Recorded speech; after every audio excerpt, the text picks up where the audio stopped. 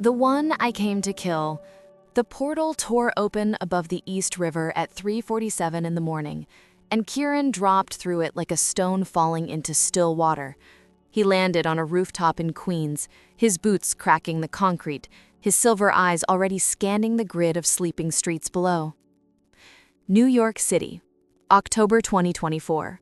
Primitive, loud, suffocating with the smell of gasoline and desperation. He stood motionless for 17 seconds, allowing his body to adjust to the atmospheric pressure, the gravity that pulled slightly different than home, the assault of radio waves and cell signals that humans couldn't perceive, but that buzzed against his skin like insects. Kirin was Velori. His people had walked between stars while humans were still learning to stack stones. They looked nearly identical to humans, an evolutionary coincidence that made infiltration convenient. But their eyes betrayed them. In darkness, Velori eyes turned silver, reflective, like mirrors catching moonlight that wasn't there. And there was something else, something Kirin considered a flaw in his species' design. Velori experienced emotion as physical sensation. Fear pooled cold in the stomach. Anger pressed hot behind the eyes. Grief sat heavy on the shoulders like iron chains. And love, though Kirin had only heard rumors, love burned in the chest, a slow fire that never went out. He had never experienced that particular sensation. He intended to keep it that way. From his coat, Kirin retrieved a small disc. He pressed his thumb to its center, and light spilled upward, forming a three-dimensional image of a woman's face. Elena Marquez, 28 years old, night shift nurse at Lincoln Medical Center in the Bronx. Born to Mexican immigrants, father deceased, mother in a care facility in New Jersey. One younger brother, currently struggling through his second year of medical school. And in exactly 223 years, her grandson, Darius Marquez, would trigger something called the Black Awakening. 14 planetary systems would burn, 40 billion lives would end in screaming fire. All because this woman would exist, would love, would bring children into the world. Kirin's mission was simple: end her, return home, and receive his next assignment. He had completed 217 such missions. He had never failed. He had never hesitated. He had never felt anything but the cold efficiency that made him the Velori Council's most reliable instrument. He stared at Elena Marquez's face floating in the light, her dark hair, her tired eyes, the small scar above her left eyebrow. She looked ordinary, fragile, temporary. They always did. Kirin closed the disc, slipped it back into his coat, and began walking toward the fire escape. He would observe her for 48 hours, learn her patterns, identify the optimal moment, and then Elena Marquez would simply stop. For 7 days, Kirin watched her. He hadn't planned on 7 days, he had planned on 2, but something kept delaying his hand, kept whispering, "Wait," in a voice he didn't recognize as his own. He told himself it was strategy, thoroughness, professional caution. He stood on rooftops while she worked double shifts. He sat in coffee shops across from her hospital, watching her come and go. He followed her on the subway when she visited her mother, noting how she held the old woman's hand and talked about nothing: the weather, a television show, what the nurses had served for lunch, filling the silence so her mother wouldn't feel alone. On the 4th night, Kirin watched Elena give her dinner to a homeless man outside the hospital. She'd worked 14 hours. She hadn't eaten since breakfast, but she handed over her sandwich, her coffee, and then sat on the cold bench beside him for 20 minutes, just talking. Kirin observed from across the street, confusion mounting in his chest like pressure. She is the origin point of galactic genocide, he reminded himself. Everything she touches will eventually burn, but the thought felt like a language he was forgetting how to speak. On the 6th night, he followed her home, a small apartment in a building that smelled of mold and other people's cooking. She climbed 5 flights of stairs because the elevator had been broken for 3 months. She unlocked 4 separate locks on her door. And then, instead of going inside, she climbed the fire escape to the roof. Kirin followed. She didn't see him. She never did. He could move through shadows like water through fingers. But he watched her drag an old folding chair to the roof's edge, wrap herself in a blanket that had seen better decades, and tip her head back to look at the sky. The stars were mostly invisible here, too much light pollution, too much haze, but she stared up anyway, and something in her face broke open. She was crying. Not sobbing, not making a sound, just tears sliding down her cheeks, catching the distant glow of the city, while she looked up at the few stars strong enough to break through. Kirin found himself stepping closer. Not to strike, not to observe. He didn't know why he stepped closer. "My father used to tell me someone was watching from up there," she said. Kirin froze. She wasn't looking at him. Her eyes were still on the sky, but she was speaking, and there was no one else on the roof. "I know that's childish. I know there's no one watching. But sometimes when everything gets too heavy, I come up here and pretend he was right. That somewhere up there, someone sees me. Someone knows I'm trying." She wiped her face with the back of her hand. "Anyway, good night, whoever you are."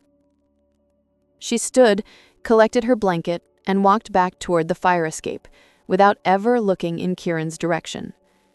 Kirin stood in the shadows for a long time after she left. Something was wrong with his chest, a tightness, a warmth, nothing he could identify. Probably the atmosphere, he told himself. Humans polluted everything, even the air. He would complete the mission tomorrow. Kirin did not complete the mission tomorrow. Instead, he followed Elena to a grocery store and watched her spend 20 minutes choosing the ripest oranges because she was bringing them to a patient who hadn't tasted fresh fruit in months. He followed her to the hospital and watched her hold the hand of a dying man for 6 hours because his family lived in another state and couldn't arrive in time. He followed her to a pharmacy where she paid for a stranger's prescription, a stranger who was crying at the counter because their insurance had lapsed and they couldn't afford their heart medication. On the 9th day, Elena collapsed. It happened quickly. One moment, she was walking out of the hospital after a 16-hour shift. The next, her legs simply folded beneath her, and she was falling toward the concrete. Kirin moved without thinking. He caught her. His arms wrapped around her body, stopping her fall, pulling her against his chest. She weighed almost nothing. Her scrubs smelled like antiseptic and exhaustion. Her hair brushed against his jaw. The pain in his chest exploded into something he couldn't name. Elena's eyes opened, dark brown, flecked with gold, looking up at him from a distance of inches. She should scream, he thought. She should run. My eyes are silver. She should see the monster. But Elena Marquez looked at his silver eyes and she smiled. "Your eyes," she whispered. "They look like stars." Kirin couldn't move, couldn't breathe, couldn't remember the last 200 years of training that should have told him exactly how to respond to the situation. "You need medical attention," he said. His voice sounded strange, hoarse.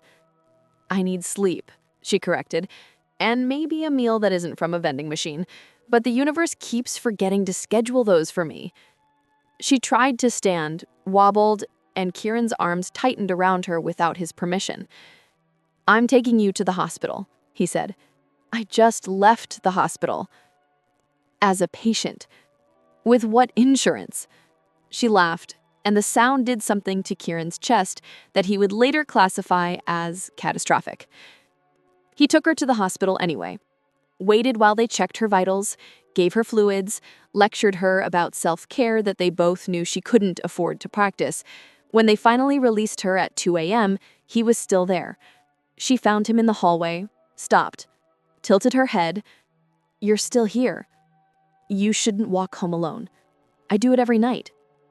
Tonight is different. She studied him. Her eyes moved across his face with an attention that made him feel exposed, examined, seen in a way that 217 kills had never prepared him for. "What's your name?" she asked. He should lie.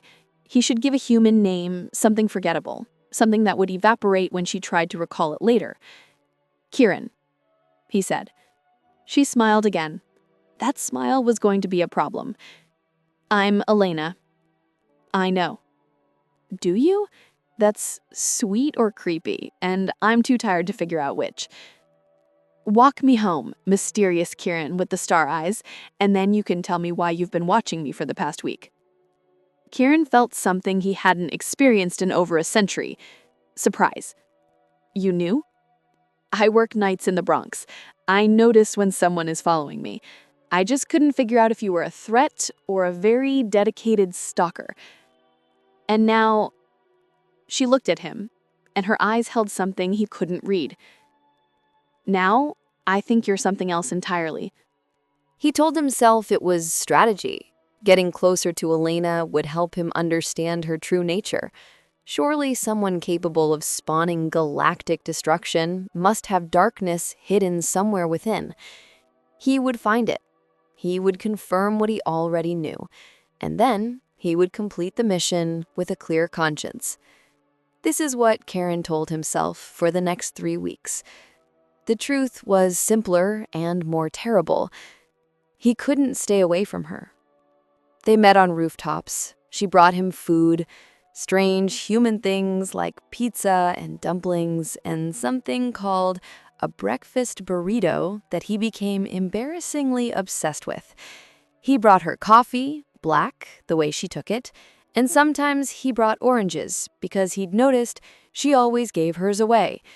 She asked him questions, where he was from, what he did for work, why his eyes changed color in the dark. He lied, and lied, and lied. "I'm from far away," he said, which was true. "I work in security," he said, which was almost true. "My eyes are a genetic condition," he said, which was absolutely not true, but she accepted it because she wanted to. Because humans were astonishing in their capacity to explain away the impossible. And Elena talked about her father, who had died of cancer when she was 23, who had spent his last months teaching her the constellations, even though they both knew he wouldn't live to see another winter. About her mother, whose mind was dissolving into fog, who sometimes didn't recognize her own daughter. About her brother Marcus, brilliant and stubborn, working himself to exhaustion in medical school because he wanted to save people the way no one had saved their father.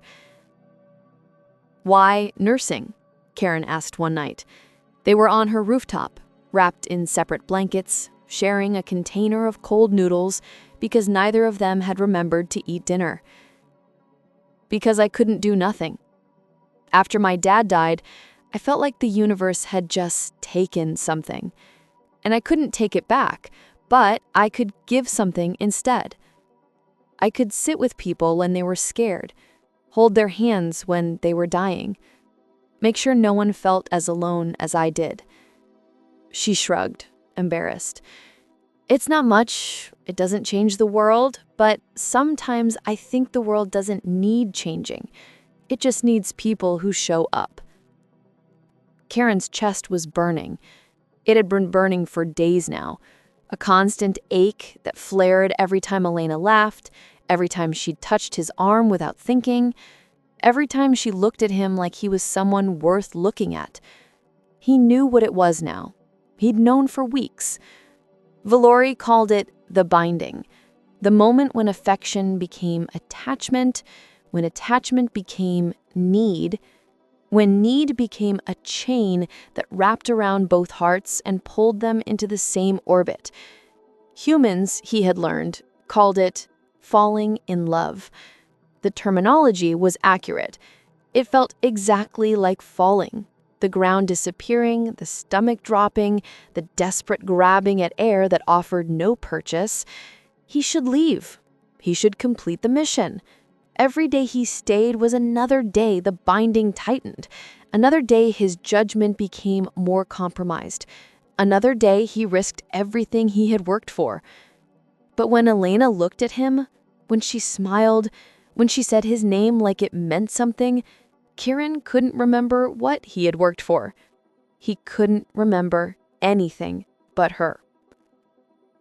6 weeks after his arrival, Kirin stood in Elena's apartment at 3 a.m. with his weapon in his hand.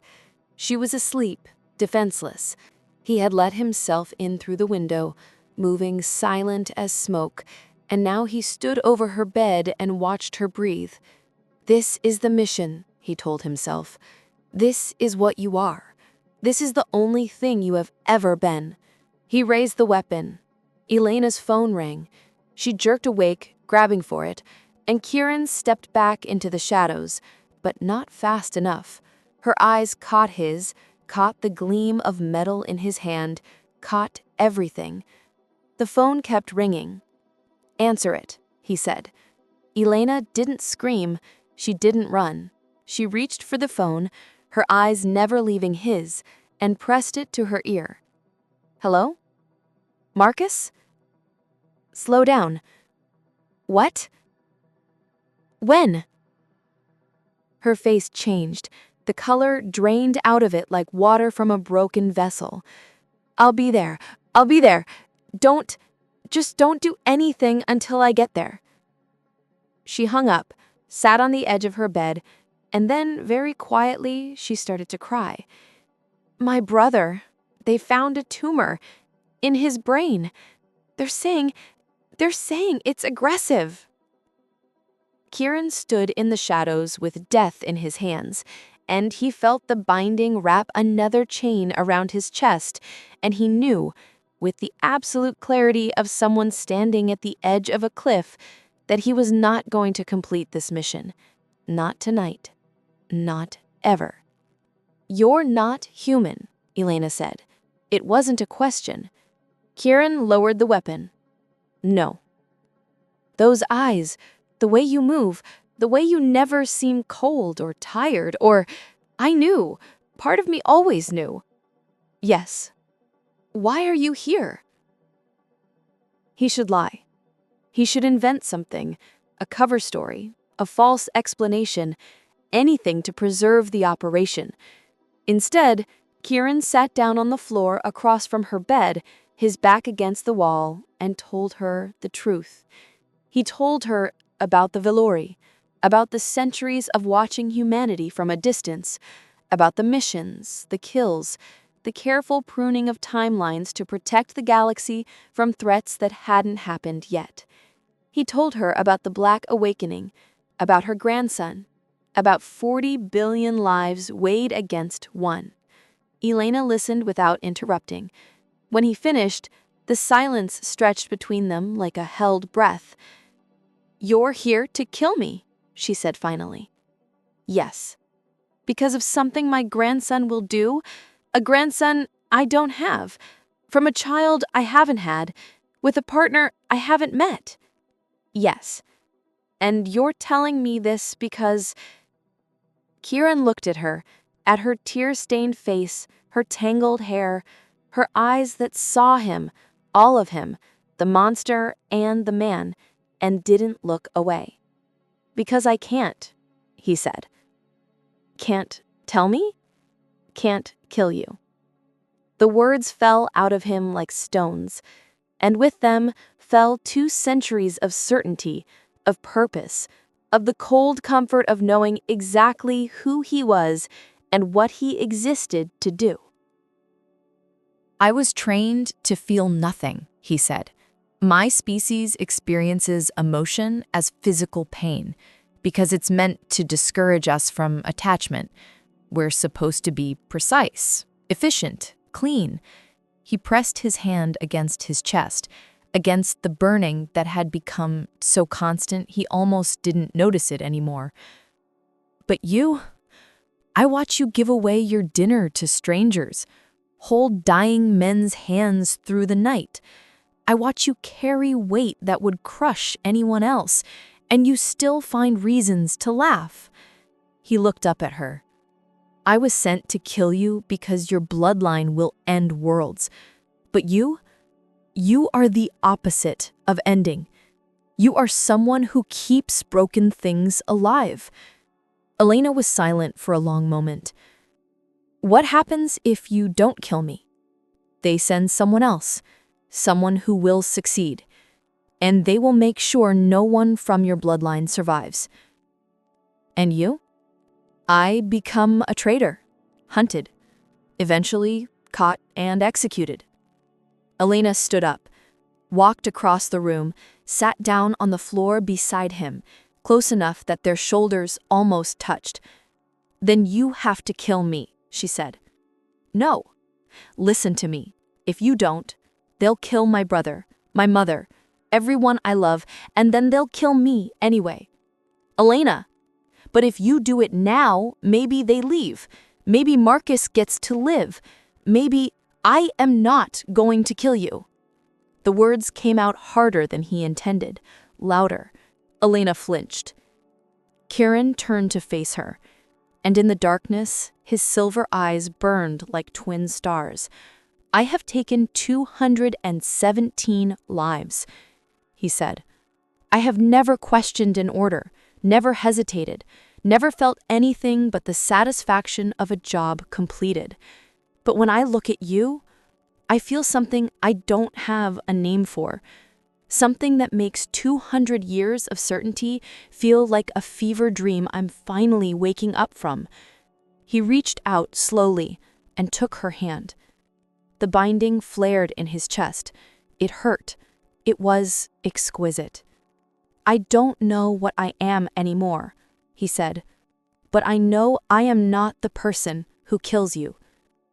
Elena looked at their joined hands, looked at his face, and something in her expression shifted, not softening exactly, more like settling, like a decision being made. "Then we run," she said. They ran. Kirin sent a false signal to the Velori. Mission completed, target eliminated, returning home. It would buy them 6 months before anyone questioned why he hadn't come back. 6 months wasn't long, but it was longer than they should have had.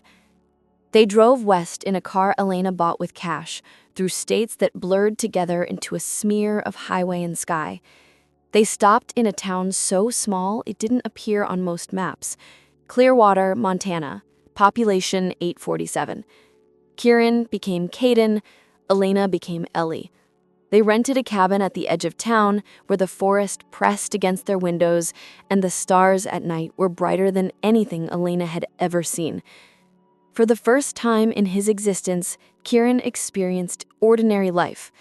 He got a job at a construction site, physical labor, mindless and repetitive, but he found himself enjoying the simplicity of it, the weight of wood in his hands, the satisfaction of building something instead of destroying it. Elena found work at the local clinic. A town this size didn't have many medical professionals. They welcomed her like water in a drought. In the evenings, they cooked dinner together. Elena tried to teach Kirin human recipes. He failed at most of them, but she laughed at his disasters and ate his burned offerings anyway. They walked in the forest, sat on the cabin porch watching thunderstorms roll over the mountains, told each other stories, his about distant stars and ancient wars, hers about her father and the summers they spent catching fireflies in mason jars. Kirin learned what it meant to have someone waiting for him at the end of a day, someone who asked how he was, someone who noticed when he was quiet and made him tea without asking if he wanted it. The binding grew stronger. The pain in his chest became a permanent resident. But it wasn't only pain anymore. It was warmth. It was the feeling of being held by something invisible and infinite. It was waking up next to Elena and realizing that every morning felt like a gift he hadn't earned. 3 months in, Elena found him on the cabin floor. He had collapsed while she was at work. The binding had flared beyond anything he'd experienced, a supernova in his chest that dropped him where he stood. When Elena came home, he was still there, curled on his side, barely breathing. "Kirin! Kirin!" She knelt beside him, her nurse's hands checking his pulse, his temperature, his pupils. Everything read normal. Everything looked fine. But she could see his face twisted with an agony that had no visible source. "What's happening? Tell me what's happening." He couldn't speak, could barely think. The pain was everything. A white-hot wire threaded through his heart, pulling tighter with every breath. Elena did something unexpected then. She lay down on the floor beside him, pressed her body against his, wrapped her arms around him, and held on. "I'm here. Whatever this is, I'm here." The pain didn't stop, but it became bearable, like someone had turned down the volume on a scream. Hours later, when Kirin could finally form words, he told her the truth. "The binding. It's... My species wasn't meant to love. Our emotions manifest as physical sensation because we're supposed to avoid them. Fear warns us of danger, anger fuels our combat, but love..." He pressed his hand against his chest. "Love kills us, slowly. The more we feel, the more it burns. Eventually, the heart can't take it anymore." Elena's face went pale. "Are you saying that loving me is killing you?" "Yes." "Then stop. Stop loving me. Whatever you have to do." "I can't." He reached up, touched her face, and I wouldn't. Not for anything. Not for 1,000 more years of empty existence. "Kirin." I spent 2 centuries feeling nothing, doing nothing that mattered, being nothing but a weapon someone else aimed. These months with you, this pain, it's the first time I've been alive, really alive. I'm not giving that up. Elena was crying now. "So what do we do? Just wait for it to kill you?" "We live. For as long as we have. We live." She kissed him then, for the first time. Her lips pressed against his, soft and desperate and tasting of salt. The binding exploded in his chest, every nerve in his body caught fire. And Kirin kissed her back because some things were worth burning for. The 6 months ended on a Tuesday. Kirin sensed them before he saw them. A disturbance in the local electromagnetic field, the telltale signature of Velori technology operating nearby. He was at the construction site when the feeling hit him. He dropped his tools and ran. Elena was at the clinic, safe, for now. He made it back to the cabin in time to find Kale standing on the porch.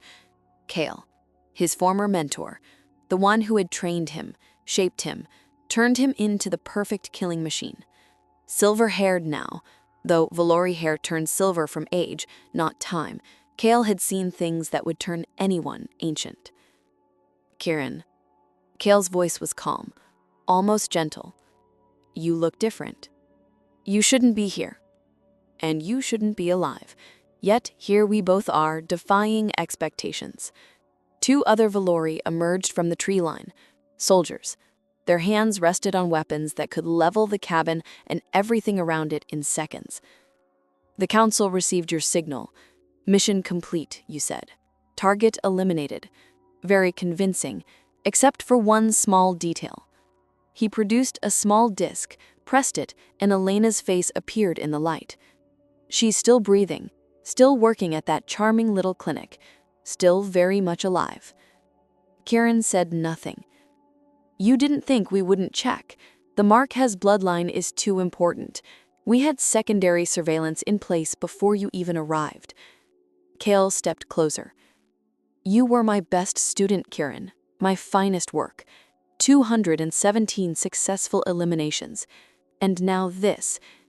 He gestured at the cabin, the forest, the mountains, a wooden house in the middle of nowhere, a human woman, ordinary life. "It's not ordinary to me. No, I suppose it wouldn't be. Kale's eyes searched his face. You're bound to her, aren't you? Kirin didn't answer. He didn't need to. I've seen it happen before, Kale said quietly. Twice in 3 centuries. Good operatives lost to the binding. It always ends the same way. The pain becomes unbearable. The heart fails. And the human they loved, they never understand what happened. They just find a body and a grief they'll carry forever. Is there a point to this? The point is that you're already dying. I'm offering you a chance to die with honor instead of withering away in this backwater. Kale held up a small device, a controller of some kind. Complete your mission now, here. I'll witness it personally, and then you can come home.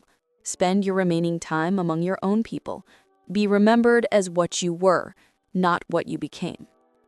And if I refuse? Kale's expression didn't change. Then I complete the mission myself. And then I complete you. And then, to ensure the timeline remains secure, I eliminate everyone connected to Elena Marquez.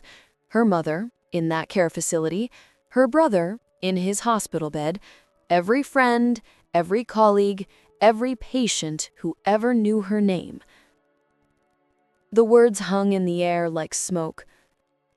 You have 24 hours, Kale said. Do what you were made to do, Kirin, or watch everything she loved burn before you follow her into the dark. He turned and walked into the forest. The soldiers followed. Kirin stood on the porch for a long time after they left. Elena came home to find him sitting on the floor, his back against the wall, staring at nothing. They found us, she said. It wasn't a question. Yes. She sat down beside him, took his hand. How long do we have? 24 hours. Silence. Outside, the wind moved through the pines, a sound like breathing. Then you have to do it, Elena said. Kirin turned to look at her. You have to kill me, she continued. Her voice was steady, almost peaceful. If you don't, they'll kill Marcus, my mother, everyone. And then they'll kill me anyway, and you'll have to watch. Elena. Kirin. I said I won't. He gripped her hand tighter. I didn't cross 2 centuries and break every oath I ever swore just to be the one who ends you. I won't. I can't. Then what do we do? He was quiet for a moment, thinking. There's something I haven't told you about the Black Awakening, about why they really want you dead. You said my grandson. That's what the council told me. That's what I believed. But I've been digging, using my old access codes, pulling archived files. Something didn't add up. He turned to face her fully. Your grandson Darius didn't start the Black Awakening. He tried to stop it. Elena stared at him. The awakening was a Velori operation, a false flag. They planned to destroy those 14 systems and blame it on humanity, specifically on the Marquez resistance movement that Darius was leading. It would justify a full invasion of Earth, complete subjugation. But why kill me then?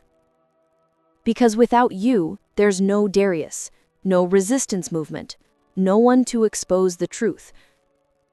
You're not the mother of a monster, Elena. You're the origin point of the only family that ever stood against them. Elena absorbed this. Her face moved through shock, confusion, and finally settled on something that looked almost like fury.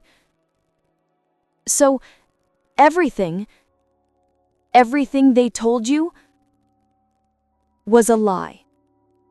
One I believed for 200 years. She stood up, paced across the room, turned back to him. Then we have to tell someone. Expose them. Who would believe us? The council controls everything. Information, history, justice.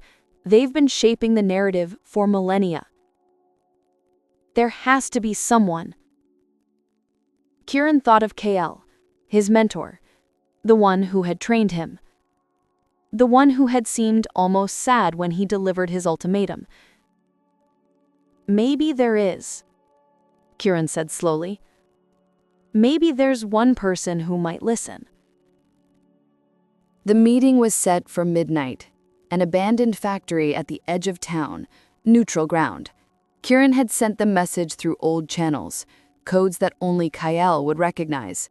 Elena insisted on coming. Kirin tried to argue. She shut him down with a look. If this is about my life, I'm going to be there when it's decided. They arrived early, stood in the shadows of rusting machinery, holding hands, waiting. Kyle came alone. He walked through the doorway with his hands visible, a gesture of truce. His silver eyes swept the room, found them, and he stopped. You asked to meet. I'm here, though I confessed I don't see what there is to discuss. The Black Awakening, Kirin said. Something flickered in Kyle's expression. Surprise? Recognition? What about it? It wasn't a human atrocity. It was a Velori operation. Darius Marquez wasn't triggering it, he was trying to stop it. The council framed his entire bloodline to justify an invasion that they had planned for centuries. Silence. Kyle's face had gone very still. That's a serious accusation. I have proof. Kirin held up a data chip. Archived communications, mission orders, the original operation files before they were sanitized. It took me months to piece together, but it's all here. He tossed the chip. Kyle caught it, looked at it, looked back at Kirin. If this is real, it's real. Verify it yourself. Use your own codes, your own clearances. You'll find the same thing I found. Kyle was quiet for a long moment. When he spoke, his voice had changed. Softer now. Older. I've had doubts, he admitted. Over the years. Missions that didn't quite make sense. Targets that seemed too convenient. I told myself it was necessary, that the council knew things I didn't. And then I see you, a nurse who gives away her dinner, who holds dying strangers' hands, and I'm supposed to believe your bloodline destroys worlds? It doesn't. It saves them, apparently. Kyle almost smiled. He looked at the chip in his hand for a long time. Then he looked at Kirin. If this is what you say it is, I need time to find the right people, to build a case that can't be silenced. How long? Months? Maybe years. The council has been covering this up for centuries. Exposing them won't happen overnight. But it will happen? Kyle met his eyes. And in that gaze, Kirin saw something he hadn't expected. Respect. It will happen. I give you my word. He turned to leave, stopped at the doorway. For what it's worth, you were always my best student. I'm glad your final lesson was when you taught yourself. He walked into the night and didn't look back. 5 years later. The cabin had grown, a new room added to the east side with windows that caught the morning sun and a small bed shaped like a rocket ship. Kirin stood in the doorway of that room, watching his daughter sleep. Lyra was 3 years old. She had Elena's dark hair and Kirin's silver eyes, though hers only turned silver in the darkest nights, a faint shimmer that made her look like she was dreaming of stars. She was the first Velori human child in recorded history, The doctors, both human and the Velori healers who had come in secret after Kayal's revolution began, said she shouldn't be possible, that the genetics didn't align, that the biology was incompatible. But Lyra had never been interested in what was supposed to be possible. Kirin's chest still burned. It always would. The binding hadn't loosened. If anything, it had spread, wrapping around his heart, his lungs, his entire being. Some days the pain was manageable. Other days he couldn't stand, couldn't breathe, couldn't do anything but lie still and wait for it to pass. Elena had learned to recognize the bad days. She would sit beside him, hold his hand, talk about nothing until his breathing steadied. It's not killing you. It's changing you, making room for something that wasn't there before. He wasn't sure she was right, but he wanted to believe her. In the distance, news was spreading. Kayal's work had borne fruit, slowly, painfully, but real. The truth about the Black Awakening had reached enough ears, enough consciences, that even the council couldn't silence it completely. There were investigations now, tribunals, a growing movement among the Velori who believed their people had lost their way. It would take years to see justice, maybe decades, but the wheels were turning. And somewhere in that future, Elena's family line would continue, her children, her grandchildren, carrying forward something that the council had tried to erase, the capacity to resist, to question, to stand against power even when standing meant suffering. Kirin touched the doorframe, watched Lyra's chest rise and fall. "Daddy?" Her voice was sleepy, muffled by pillows. "I'm here. Tell me a story." He walked to her bed, sat on the edge, brushed hair from her forehead. "What kind of story?" "The one about the stars, about where you're from."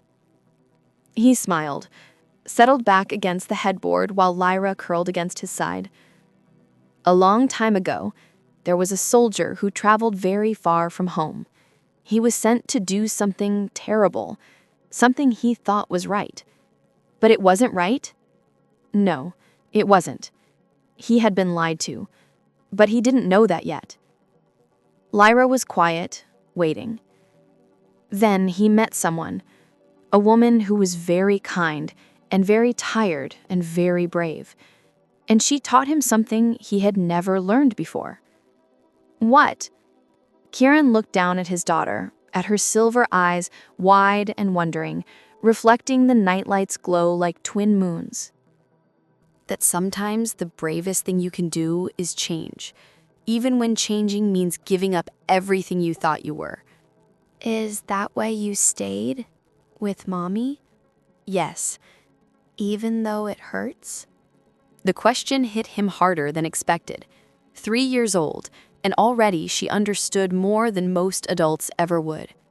"Yes," he said quietly, "even though it hurts, because some things are worth the pain." Lyra considered this with the gravity of a philosopher.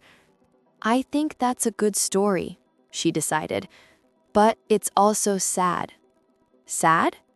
"Because the soldier had to hurt to be happy. That's not fair." Kirin pulled her closer. "No, it's not fair. But sometimes the things that aren't fair are also the things that matter most." Lyra yawned. Her eyes were drifting closed. "Daddy?" "Yes?" "I'm glad you stayed." Something in his chest loosened. Not the binding.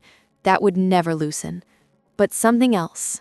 Something that had been clenched tight for 200 years. "I'm glad too," he whispered. He stayed until she fell asleep. Then he walked to the bedroom where Elena was reading by lamplight. She looked up when he entered, smiled. "Story time?" "Story time." He lay down beside her. She put her book aside, curled into him, her head on his chest. "Your heart's doing that thing again, the racing thing. It does that when you're close." "Still? After 5 years?" "After 5 centuries, it would still do that." She laughed softly, pressed a kiss to his jaw. "You know, When you first appeared in my life, I thought you might be an angel or a demon, something not quite real. Which did you settle on? Neither.